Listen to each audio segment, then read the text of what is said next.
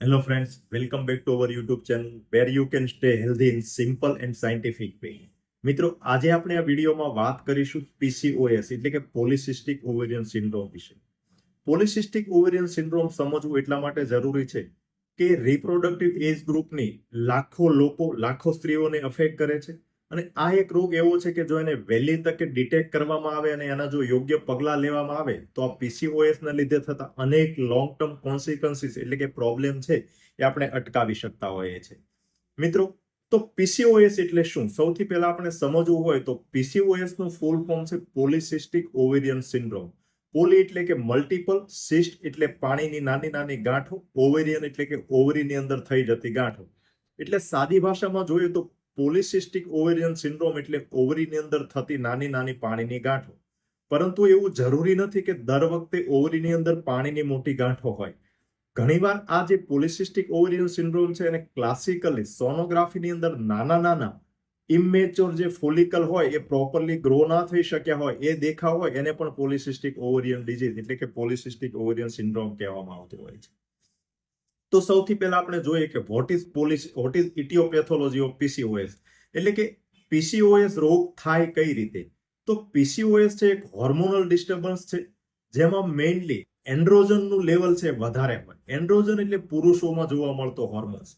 Normally દરેક સ્ત્રીઓમાં મોટા ભાગના હોર્મોન્સ છે સ્ત્રીના હોર્મોન હોય, જ્યારે અમુક ઓછા પ્રમાણમાં છે પુરુષોના હોર્મોન હોય, પરંતુ એનું લેવલ છે નેચરલી જળવાઈ રહેલું હોય.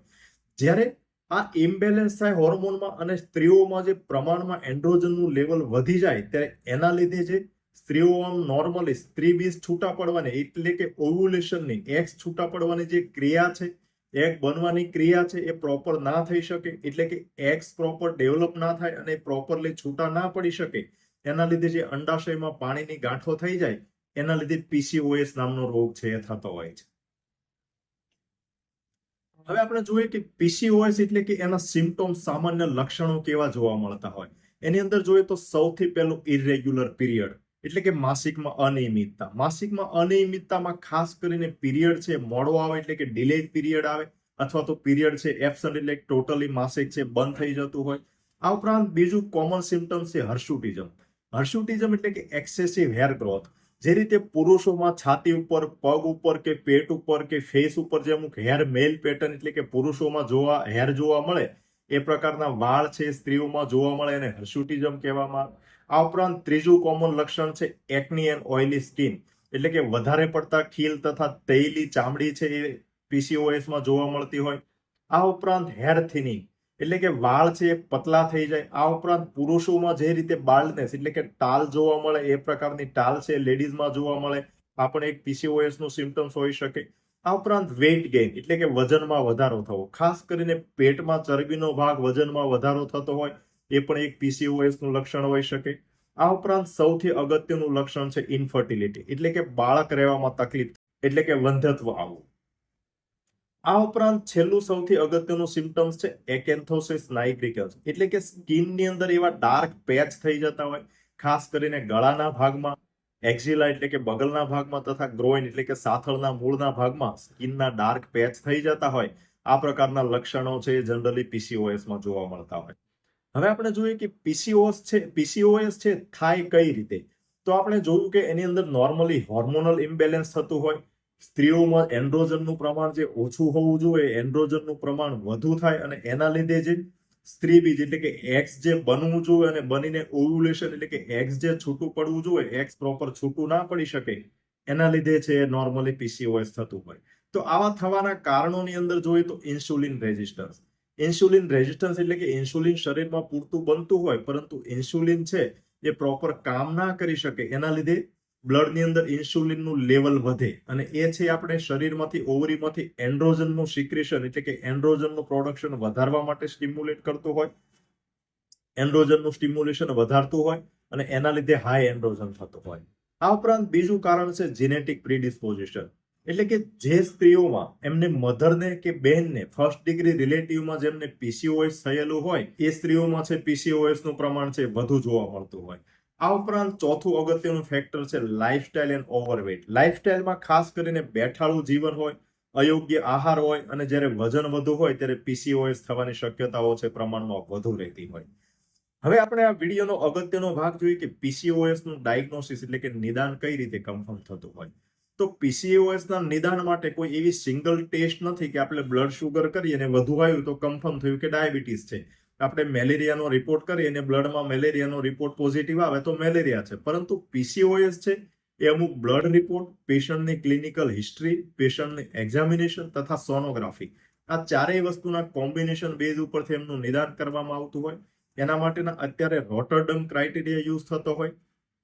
એટલે કે હું નીચે બતાવું એ ત્રણમાંથી કોઈ પણ બે વસ્તુ હોય તો આપણે એને પીસીઓએસ નું નિદાન છે એવું કહી શકીએ. એની અંદર સૌથી પહેલું છે ઇરેગ્યુલર અથવા તો એબ્સન્ટ પીરિયડ. બીજું છે સાઇન ઓફ હાઈ એન્ડ્રોજન. એન્ડ્રોજનનું લેવલ વધુ છે એ આપણે બ્લડના રિપોર્ટમાં એન્ડ્રોજન વધુ આવતું હોય અથવા તો એના કોઈ સિમ્પટમ્સ હોય, જેમ કે સ્ત્રીઓમાં પુરુષની જેમ હર્સુટિઝમ એટલે કે વાળ વધુ જોવા મળતા હોય, એકની ઓઇલી સ્કિન હોય, આ પ્રકારના હાઈ એન્ડ્રોજનના લક્ષણ હોય તો એને આપણે બીજી સાઇન તરીકે કન્સિડર કરી શકીએ. અને ત્રીજો ઇમ્પોર્ટન્ટ ક્રાઇટેરિયા છે પોલિસિસ્ટિક ઓવરી ઓન અલ્ટ્રાસાઉન્ડ. એટલે કે સોનોગ્રાફીની અંદર ઓવરીની અંદર મલ્ટિપલ ઇમેચ્યોર સિસ્ટ જોવા મળતા હોય. તો પીસીઓએસ છે એ સિરિયસ ઇસ્યુ છે. શું પીસીએસ ના કંટ્રોલ કરીએ તો એમાંથી કેવા કેવા કોમ્પ્લિકેશન થઈ શકે એના વિશે આગળ જોઈએ તો પીસીએસ નું જો યોગ્ય સમયે નિદાન અને સારવાર કરવામાં ના આવે તો સૌથી અગત્યનું કોમ્પ્લિકેશન છે ઇન્ફર્ટિલિટી, એટલે કે ઇનએબિલિટી ટુ કન્સીવ, એટલે કે બાળક રહેવામાં થતી તકલીફ. આ ઉપરાંત બીજી તકલીફ છે એન્ડોમેટ્રિયલ કેન્સર રિસ્ક. જ્યારે પીસીઓએસ હોય એવી વ્યક્તિમાં ગર્ભાશયના અંદરનું પડ કે જેને એન્ડોમેટ્રિયમ કહેવામાં આવે એનું કેન્સર થવાનું જોખમ છે એ પ્રમાણમાં વધુ રહેતું હોય. આ ઉપરાંત ત્રીજું ઇમ્પોર્ટન્ટ કોમ્પ્લિકેશન છે મેન્ટલ હેલ્થ ઇસ્યુ. લાંબા સમય સુધી પીસીઓએસ હોય એટલે બોડી શેપિંગ ખરાબ થાય, ઇન્ફર્ટિલિટી એટલે કે બાળક રહેવામાં તકલીફ થતી હોય. આ બધા પ્રોબ્લેમના લીધે ડિપ્રેશન, એન્ઝાયટી જેવા મેન્ટલ હેલ્થ ઇસ્યુ થવાની શક્યતાઓ પણ ખૂબ જ વધુ રહેતી હોય. આ ઉપરાંત બીજા કોમ્પ્લિકેશનની અંદર જોઈએ તો type 2 diabetes, blood pressure, heart disease. આ જનરલી પીસીઓએસ ના કોમ્પ્લિકેશન ડાયરેક્ટલી નહીં કહી શકાય, પરંતુ જે લોકોને પીસીએસ હોય એવા લોકોને મેટાબોલિક સિન્ડ્રોમ વધુ હોય અને એના લીધે આ પ્રકારના રોગ થવાની શક્યતાઓ વધુ રહેતી હોય. એટલા માટે જ આપણે પીસીઓએસ નું વહેલી તકે નિદાન અને યોગ્ય સારવાર કરવી એ ખૂબ જ અગત્યની છે, જેના કારણે આપણે આ પ્રકારના કોમ્પ્લિકેશન છે આપણે અવોઇડ કરી શકીએ. તો હવે આપણે વિડીયોમાં આગળ જોઈએ કે પીસીઓએસ નું ટ્રીટમેન્ટ અને મેનેજમેન્ટ એટલે કે એની સારવાર શું હોય. તો પીસીઓએસ ની સારવાર મેઇનલી 3 પ્રકારે વહેંચી શકાય. સૌથી પહેલું છે લાઇફસ્ટાઇલ ચેન્જીસ એટલે કે જીવનશૈલીમાં શું ફેરફાર કરી શકાય. આ ઉપરાંત મેડિકેશન એટલે કે પીસીઓએસ માટે દવાઓ કઈ રીતે લઈ શકાય. અને ત્રીજી ટ્રીટમેન્ટ છે કોસ્મેટિક ટ્રીટમેન્ટ ફોર એકની એન્ડ હેર રિમૂવલ, એટલે કે ખીલ હોય, વધારે પડતા ફેસ ઉપર કે શરીર ઉપર હેર હોય તો એના માટે હેર રિમૂવલ કરે એ પ્રકારની કોસ્મેટિક ટ્રીટમેન્ટ. આમાંથી આપણે મેઇનલી 2 છે ડિટેલમાં જોઈશું. સૌથી પહેલું લાઇફસ્ટાઇલ ચેન્જીસ એટલે કે જીવનશૈલીમાં બદલાવ. પીસીઓએસ ની ટ્રીટમેન્ટ અને કંટ્રોલ માટે લાઇફસ્ટાઇલ ચેન્જીસ છે સૌથી પહેલું અને સૌથી અગત્યનું પગલું છે. એની અંદર સૌથી અગત્યનું સ્ટેપ છે વેઇટ લોસ. જ્યારે 5 થી 10% વેઇટ લોસ કરવામાં આવે ત્યારે પીસીઓએસ ના સિમ્પટમ્સમાં તથા એના રિપોર્ટની અંદર ખૂબ જ સારો સુધારો જોવા મળતો હોય. આ ઉપરાંત ઇન્ફર્ટિલિટી એટલે કે બાળક રહેવાનો પ્રોબ્લેમ હોય તો એની અંદર પણ 5 થી 10% વેઇટ લોસ કરવાથી ઘણો સારો એવો સુધારો જોવા મળતો હોય. આ ઉપરાંત લાઇફસ્ટાઇલ ચેન્જીસની અંદર બીજું સૌથી અગત્યનું છે હેલ્ધી ડાયટ. હેલ્ધી ડાયટની અંદર ખાસ કરીને લો શુગર અને લો કાર્બોહાઈડ્રેટ. મોટાભાગે પીસીઓએસમાં ઓવરવેટ માટે અને ઇન્સ્યુલિન રેઝિસ્ટન્સ માટે હાઈ ફેટ એટલે કે વધારે પડતા ચરબીયુક્ત ખોરાક કરતા વધારે પડતા કાર્બોહાઈડ્રેટ એટલે કે શુગર વાળા વધુ ખોરાક હોય એ વધુ જવાબદાર હોય. એટલે આપણે બને ત્યાં સુધી લો શુગર, લો કાર્બોહાઈડ્રેટ ડાયટ લેવું જોઈએ. અને ખાસ અગત્યનું પીસીઓએસ ના તથા બીજા મેટાબોલિક ડિઝીઝ કંટ્રોલ માટે હાઈ ફાઈબર ડાયટ, એટલે કે રેસાયુક્ત ખોરાક જેટલા આપણે વધુ લઈએ તો આપણે આ પ્રકારના મેટાબોલિક ડિઝીઝ છે ને બહુ સારી રીતે કંટ્રોલ કરી શકતા હોય. આ ઉપરાંત ત્રીજું અને સૌથી અગત્યનું રેગ્યુલર એક્સરસાઇઝ. નિયમિત કસરત કરવાના લીધે આપણે જે બોડીમાં ઇન્સ્યુલિન રેઝિસ્ટન્સ ડેવલપ થયો હોય એ કંટ્રોલ કરવામાં બહુ ખૂબ સારી મદદ મળતી હોય. એટલે કે એક્સરસાઇઝ છે ઇન્સ્યુલિનની સેન્સિટિવિટી વધારતું હોય, જેના લીધે એન્ડ્રોજન વધુ પેદા થતું હોય એ કંટ્રોલ થાય અને જેના લીધે પીસીઓએસ કંટ્રોલ કરવામાં ખૂબ સારી એવી મદદ રહેતી હોય. હવે મેડિકેશન એટલે કે દવાની અંદર જોઈએ તો પીસીઓએસ માટેની ડાયરેક્ટ કોઈ એવી મેડિસિન નથી કે જે પીસીઓએસ ની ટ્રીટમેન્ટ માટે કામ આપી શકે, પરંતુ એની અંદર અમુક કોમનલી યુઝ થતી દવાની અંદર જોઈએ તો બર્થ કંટ્રોલ પિલ્સ, એટલે કે જે પીરિયડ અનિયમિત થતા હોય અને કંટ્રોલ કરવા માટે એટલે કે રેગ્યુલેટ કરવા માટે આપણે જે ઓસી પિલ જેને બર્થ કંટ્રોલ પિલ્સ પણ કહીએ એ પ્રકારની દવાઓ લેવામાં આવતી હોય. આ ઉપરાંત મેટફોર્મિન જે નોર્મલી ડાયાબિટીસ માટે વપરાતી દવા છે, જે ઇન્સ્યુલિનની સેન્સિટિવિટીમાં સુધારો કરતી હોય તો આપણે મેટફોર્મિન છે પીસીઓએસમાં ઇન્સ્યુલિન રેઝિસ્ટન્સ કંટ્રોલ કરવા માટે યુઝ કરી શકીએ. આ ઉપરાંત જ્યારે ફેશિયલ હેર કે ખીલ વધુ હોય ત્યારે એન્ટી એન્ડ્રોજન પ્રકારની દવાઓ છે એ પણ યુઝ થતી હોય. તો મિત્રો, આ વિડીયોમાં આપણે ટેક અવે મેસેજ શું લઈ શકીએ? તો પીસીઓએસ છે ખૂબ જ કોમન રોગ છે, પરંતુ એ મેનેજેબલ છે. જો આપણે ડિઝીઝ વિશે પ્રોપર નોલેજ હોય અને આપણે યોગ્ય લાઇફસ્ટાઇલમાં બદલાવ કરી શકીએ, ડાયટમાં પ્રોપર આપણે ધ્યાન રાખીએ તથા પ્રોપર એક્સરસાઇઝ કરીએ તો પીસીઓએસ જે આપણે કંટ્રોલ કરી શકતા હોય.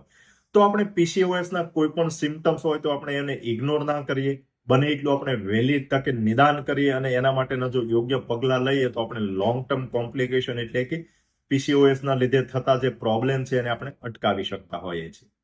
Thank you.